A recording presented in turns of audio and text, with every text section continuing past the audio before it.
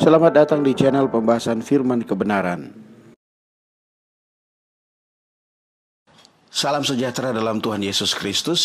Saat ini kita akan membahas masih mengenai dosa. Yang lalu kita telah membahas jika seorang berbuat dosa. Saat ini kita akan membahas perihal pengampunan dosa dan pengakuan dosa. Beban saya dalam memberitakan mengenai dosa ini adalah agar kita tidak terjebak dengan angin pengajaran yang radikal yang mengatakan kita sudah tidak perlu mengaku dosa karena kasih karunia. Nah, ajaran radikal ini tidak dapat membedakan antara pekerjaan penebusan Allah secara objektif di dalam Kristus yang telah selesai di atas salib dengan aplikasi penebusan itu secara pengalaman subjektif dalam setiap orang percaya yang bersifat progresif dalam kehidupan. Penebusan objektif yang telah selesai sekali untuk selamanya membuat kita yang percaya bebas dari neraka kekal. Kita tidak binasa lagi. Namun, jika kita tidak mengalami kematangan hayat dalam hidup kita sebagai orang percaya, maka kita harus didisiplinkan dan tidak dapat berbagian di dalam kerajaan pahala 1000 tahun sebelum Yerusalem baru. Semua orang percaya akan berada dalam Yerusalem baru. Tetapi sebelum itu ada kerajaan 1000 tahun bagi yang menang dan matang dalam hayat ilahi, dan yang tidak matang akan didisiplinkan terlebih dahulu hingga matang, dan semuanya akan masuk atau lebih tepatnya akan menjadi Yerusalem baru.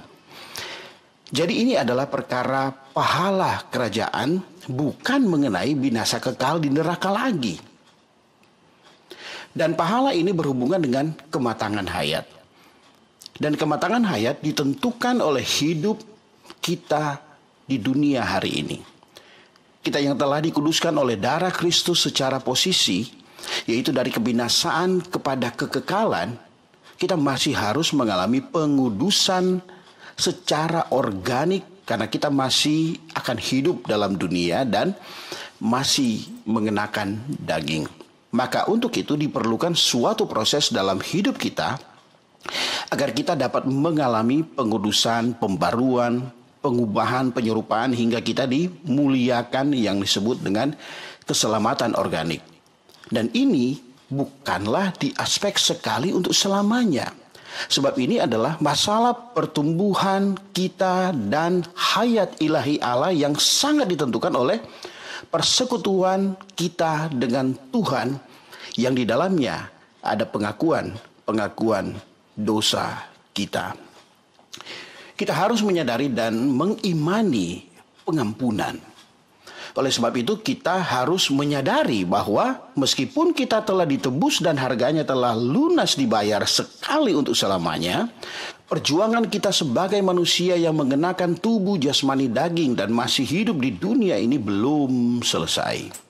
Kita masih bisa berbuat dosa seperti yang dikatakan 1 Yohanes pasal 2 ayat 1, anak-anakku, hal ini kutuliskan kepadamu supaya kamu jangan berbuat dosa. Di sini dikatakan anak-anakku. Anak-anakku ini siapa? Adalah orang-orang percaya yang telah beroleh selamat, yang telah beroleh kasih karunia. Selanjutnya dikatakan, namun jika seorang berbuat dosa, kita mempunyai seorang pengantara kepada Bapa, yaitu Yesus Kristus yang adil. Ayat selanjutnya, ayat 2. Dan ia adalah pendamaian untuk segala dosa kita. Nah, pengajaran radikal tentang kasih karunia memutarbalikan dan menafsirkan ayat ini dengan keliru. Mereka mengatakan tidak perlu sadar dosa. Tidak perlu sadar dosa, tetapi sadarlah pengampunan. Tetapi 1 Yohanes pasal 2 ayat 1 sampai 2 mengatakan kita perlu sadar perbuatan dosa, baru kita perlu sadar adanya pengampunan. Bahkan bukan hanya pengampunan, dikatakan ia adalah pendamai untuk segala dosa kita. Jadi semakin kita sadar bahwa kita adalah manusia dosa dan masih bisa berdosa, maka kita perlu mengaku dosa dan Tuhan akan mengampuni kita, bahkan menyucikan atau memurnikan kita. Di dalam 1 Yohanes pasal 1 ayat 9 dikatakan jika kita mengaku dosa kita, maka ia adalah setia dan adil. Sehingga Ia akan mengampuni segala dosa kita dan menyucikan kita dari segala kejahatan. Saudara-saudari, perkara mengampuni dosa itu adalah keinginan hati Allah. Allah mengasihi manusia. Allah senang mengampuni dosa manusia. Karena itu, sejak manusia berbuat dosa, Allah sudah memikirkan cara bagaimana untuk mengampuninya. Sewaktu Allah melaksanakannya, Ia bahkan mengorbankan anaknya yang tunggal yang Ia kasihi. Betapa besar harga yang telah Allah keluarkan. Karena itu, hal mengampuni dosa manusia bagi Allah tidaklah menjadi masalah.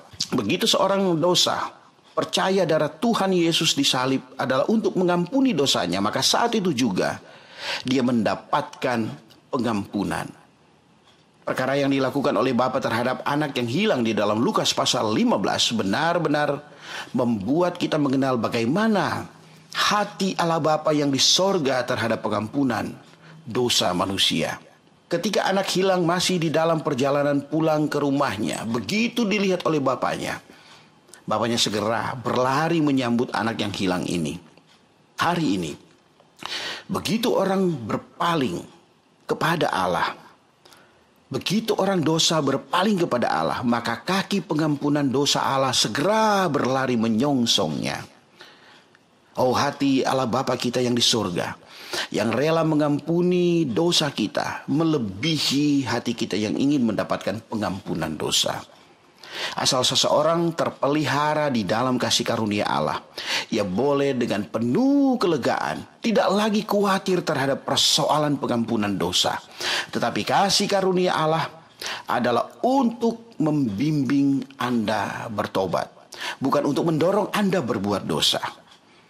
Jika Anda bermotivasi bahwa darah adi Tuhan bisa Anda beroskan dengan sembarangan sesuai dengan kemauan Anda, darah adi selamanya tidak mungkin membasuh dosa yang Anda akui secara demikian.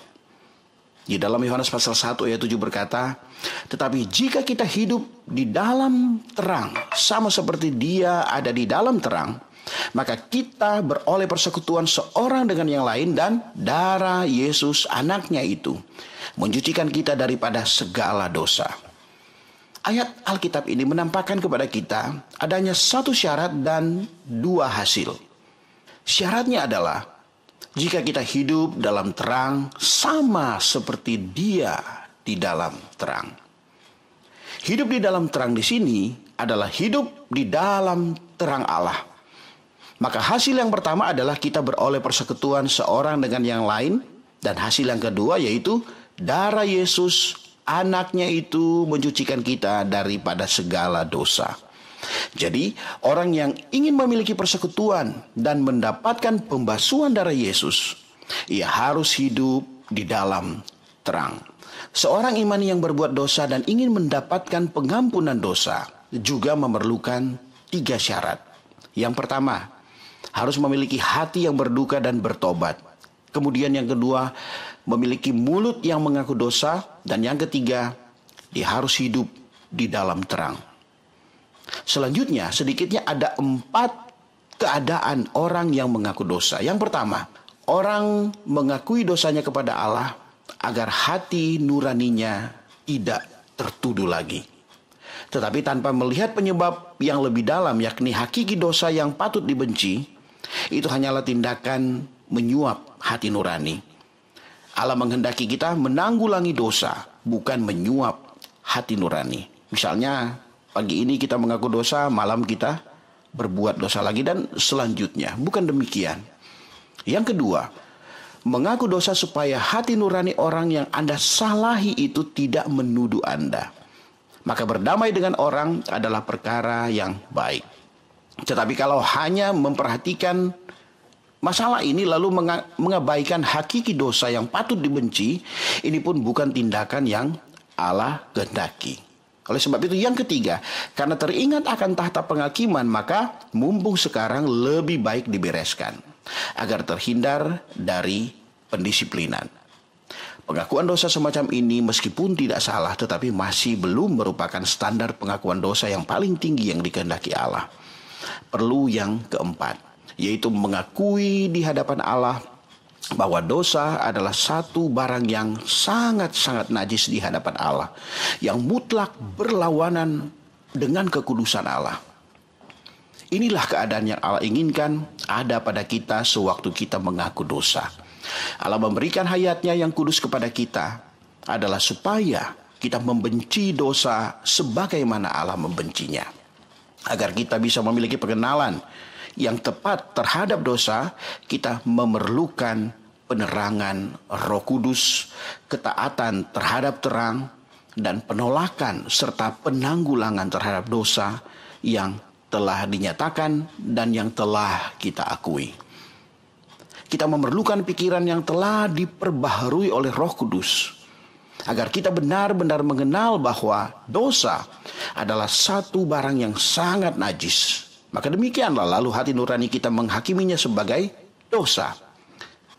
Semakin kita taat kepada terang, maka kenajisan dosa akan semakin tersingkap dan hati yang membenci dosa akan bertumbuh dalam kita. Inilah yang diperkenan Allah. Saling mengaku dosa memang sudah sepatutnya. Tetapi penanggulangan di hadapan Allah harus melebihi penanggulangan di hadapan manusia. Jadi jangan sekali-kali kita membalikan urutannya. Lebih-lebih janganlah kita mengesampingkan Allah dan darah adinya. Mengaku dosa kepada Allah itu jauh lebih penting, dan pemberesan di hadapan manusia juga adalah perkara yang tidak boleh diabaikan. Semoga Allah membelas kasihani kita, and the truth shall set you free. Ini zaman pemulihan Tuhan. Tuhan Yesus memberkati. Amin. Orang yang mengaku dosanya kepada Allah agar hati nuraninya tidak tertuduh. Saya ulangi. Orang yang mengakui dosanya kepada Allah. Saya ulangi. Yang pertama, orang mengaku dosanya kepada Allah agar hati nuraninya tidak tertuduh. Aduh, salah.